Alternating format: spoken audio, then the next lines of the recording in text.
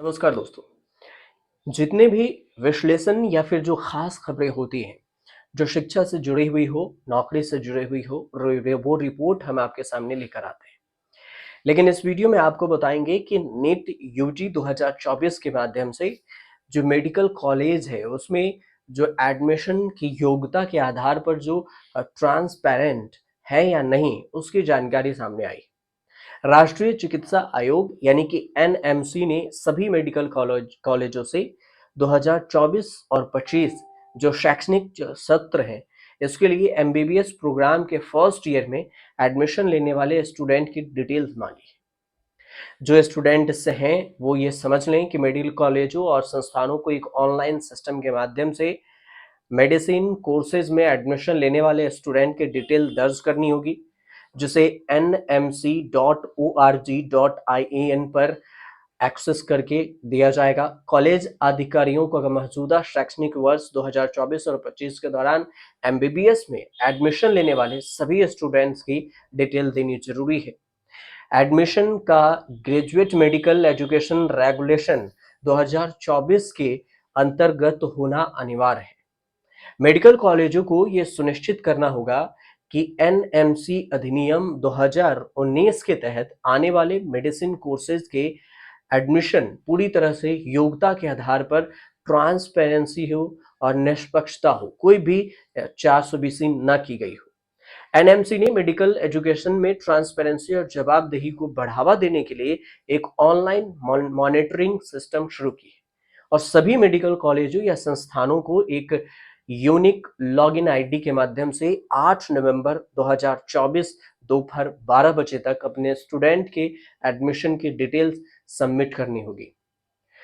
MBBS course में admission देने से पहले कॉलेजों को कुछ बातों पर ध्यान देना होगा, जैसे कि सबसे पहला, एनएमसी ने मेडिकल कॉलेजों को एडमिशन के लिए स्वीकृति, प्रवेश क्षमता, पात्रता, आयु ईयर हो, उसके अलावा जो अंक है, मार्क्स है वो भी हो, सामान्य जनरल काउंसलिंग हो। इसके अलावा भी कुछ मापदंड निर्धारित किए गए। दूसरा कि एमबीबीएस में एडमिशन के लिए आवेदन की उम्र 31 दिसंबर को उससे पहले 17 साल से कम नहीं होनी चाहिए।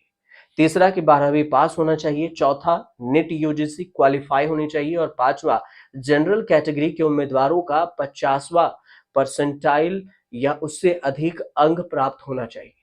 छठा कि जो दिव्यांग हैं उन्हें 45वां परसेंटाइल मतलब कि 45% या उससे अधिक अंक प्राप्त होना चाहिए। सातवां कि एससी एसटी ओबीसी उम्मीदवारों को 40% मार्क्स होनी चाहिए या उससे अधिक मार्क्स होनी चाहिए। और आठवां कि सभी एडमिशन कॉमन काउंसलिंग के लिए ही जाने चाहिए, जैसे कि नियम निर्धारित किए गए। एकेडमिक ईयर है 2024 और 25 के लिए एमबीबीएस कोर्स में एडमिशन राष्ट्रीय चिकित्सक आयोग अधिनियम 2019 के जो प्रावधान है उसमें स्नातक मतलब ग्रेजुएट चिकित्सक शिक्षा विनियम 2024 का जो नए अधिनियम है, national eligibility cum entrance test मतलब कि नीट का, उसमें एंट्रेंस होना जरूरी है। एंट्रेंस का एग्जाम देना जरूरी है और उसके साथ जैसा कि आपको बताया गया, एससी एसटी में 40%, ओबीसी में 45% और जनरल को 50% से ज्यादा मार्क्स होने जरूरी है परसेंटेज। उसके बाद ही आपको कॉलेज अलॉट होगा और आप अप्लाई कर सकते हैं। अगर आप में से कोई है जिनको ये खबर नहीं पहुंची तो आप लोग शेयर कर दीजिए, और पहुंच गई हो तो आप लोग जल्दी अपने कॉलेज से संपर्क कीजिए कि आपका एडमिशन अलॉटमेंट यूजीसी नीट को भेजा गया है या फिर नहीं। नहीं तो ये एडमिशन फंस भी सकता है। ऐसे केस में ऐसा होता है कि अगर कॉलेज भी मिस्टेक करे और कॉलेज से अगर आप नहीं चेक किए हैं तो बाद में आपका एडमिशन कैंसिल हो जाएगा, सीट कैंसिल हो जाएगी और फिर जाके आप अगले साल फिर एग्जाम देना पड़ेगा। तो इस हिसाब से समय से जो डेट बताई गई है उस हिसाब से अपना सब कुछ चेक कर लें, अपने कॉलेज से अलॉटमेंट कर लें।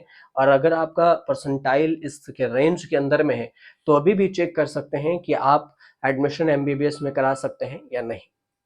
फिलहाल आपको ये जानकारी अच्छी लगी हो तो चैनल को सब्सक्राइब कीजिए।